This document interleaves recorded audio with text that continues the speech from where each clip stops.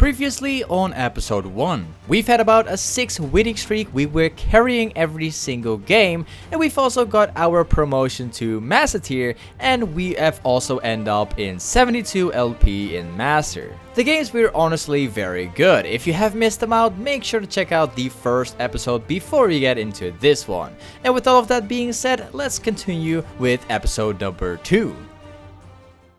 The first game we played was us playing in the top lane against a Renekton, and this Renekton was actually playing with Ignite. The game started off with us going for a level 1 invade in the enemy bot lane. Unfortunately, they were all waiting as 5 men in that bush, and unfortunately, we get to lose about 3 kills here, and we've only managed to get 1, which sets off the enemy team with multiple kills and an advantage. So Renekton has already started off the game with 1 assist, which means more gold and also more experience points for the laning phase. So that was kind of one of those things which I was struggling at. But to make it worse, I got dove at 5 minutes in the game by the enemy jungler, and because of this, I've lost 2 waves all at once. One good thing though, my mid laner did came to the top lane and he actually got a few kills right here. But unfortunately, the enemy mid laner came top lane as well and my jungler got caught. Because of all these things happening, Renekton has got so much gold and so much experience points that he got level 6 so early on that I did not even expect it myself. And because of that reason, I got caught up right here, and this sets off the game really bad for us. I know that I've had to do something in order to come back this game, and the only way to do that is by going bot lane and trying to get as many kills as I can. I did get the Zilean right here, but Jinx did get away, which means that we have 1 kill now.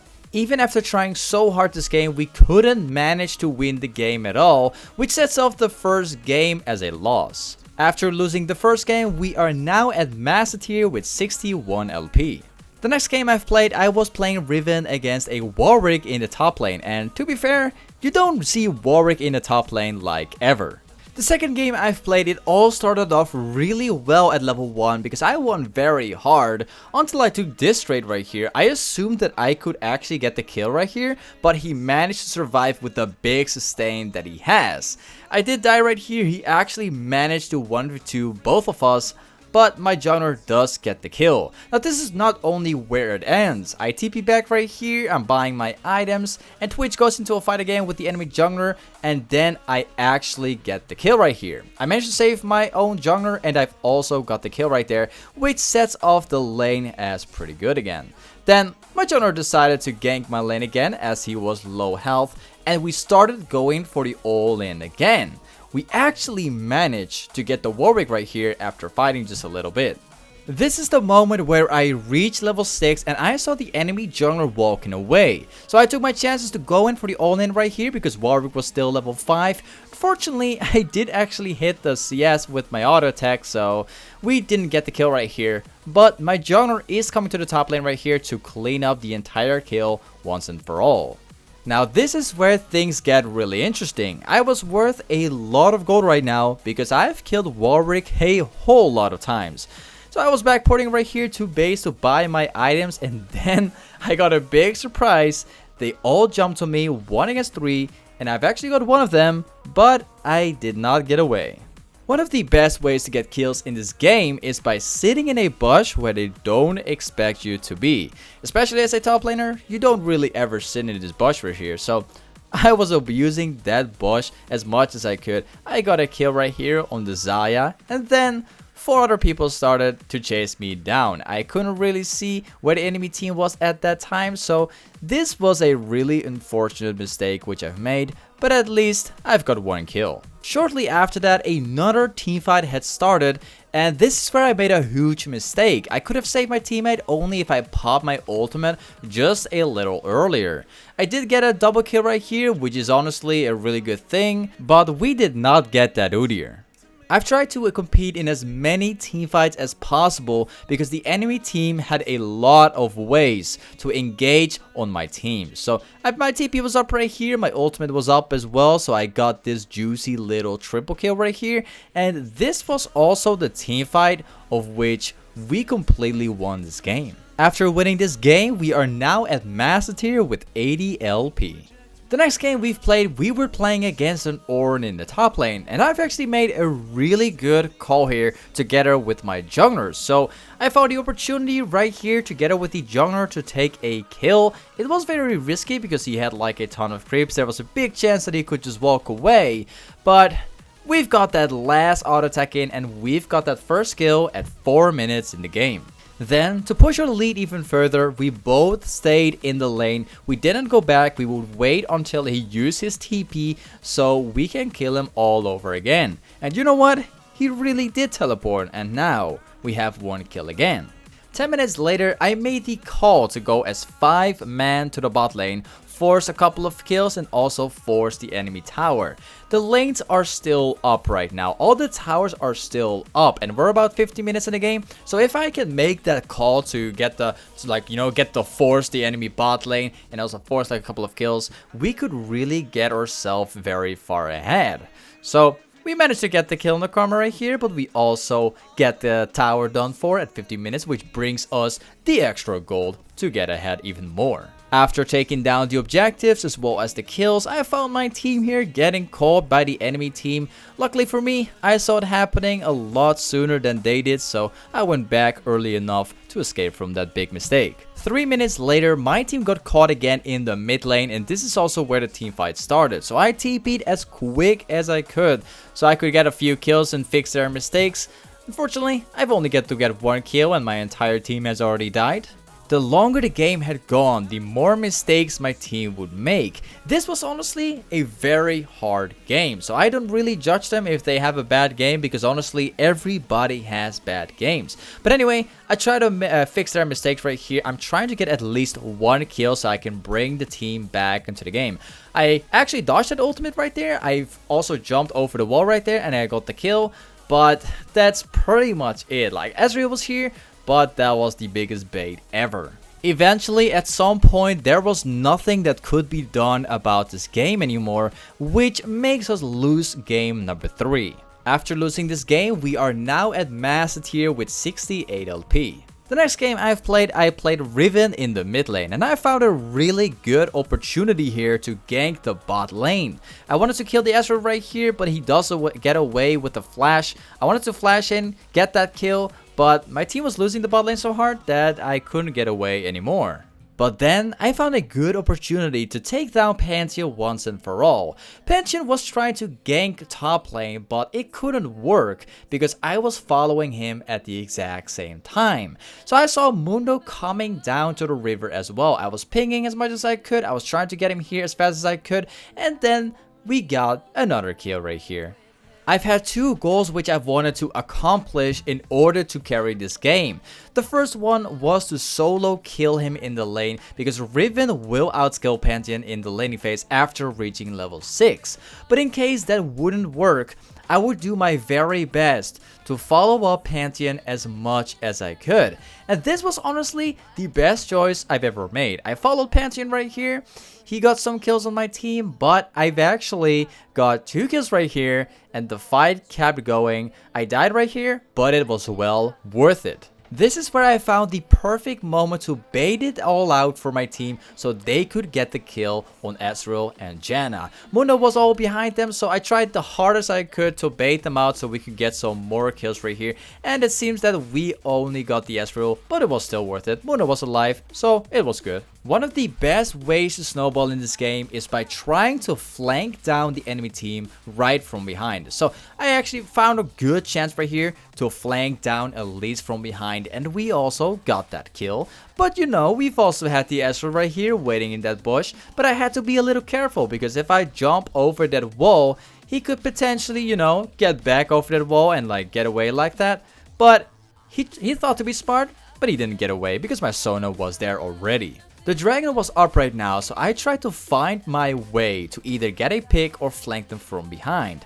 Lissandra came here and I couldn't 1v1 her because obviously you cannot 1v1 a Lissandra if there's like an entire team behind her. So I found myself a safe spot right here, right behind the wall, hitting multiple people with my win slash, getting the 1000 gold from the Pantheon, also flashing away and being alive. That's one of the most important things about this team fight. I've managed to do a lot of damage, I've got 1 kill, and I've got out safely. That was well worth it.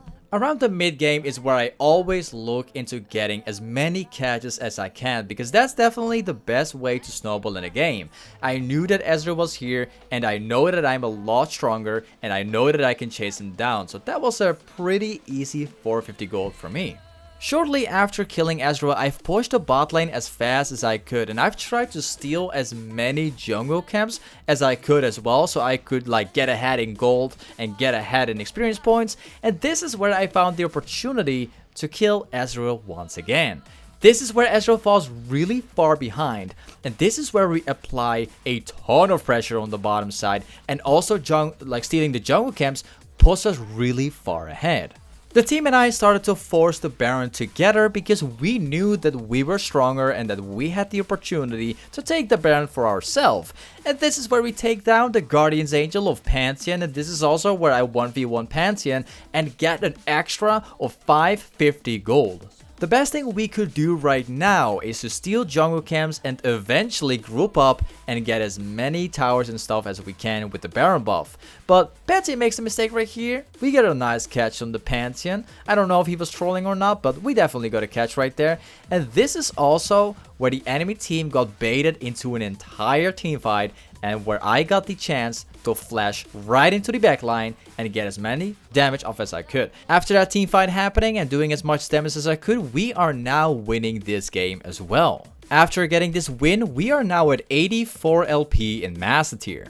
The next game we play, we are up against Aurelia, and I've tried to set up my lane for a gank in the early game as best and as hard as I could. And as a result, we just got the first kill at only 4 minutes in the game. Skipping forward just a little bit, this is where I completely carry top lane all by myself. So I was stacking up the creeps as much as I could. This was about 3 waves of creeps, and this is also where I made the call to my jungler to gank top lane and kill him once and for all. If you kill him right here in this situation, he's gonna lose the entire 3 waves, and we're taking the platings and everything as much as we can. This is the point in time where Aurelia falls off completely.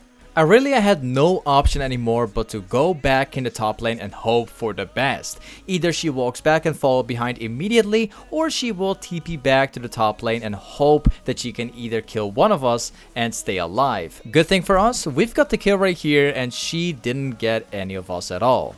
Then I found the perfect opportunity to kill her again, this time all by myself. She was so far behind she couldn't really do much anymore. So I was level 7 right here. I've already had most of my items. I've almost completed my Ghost Blade already, so I am really fed right now, and I got like a lot of damage.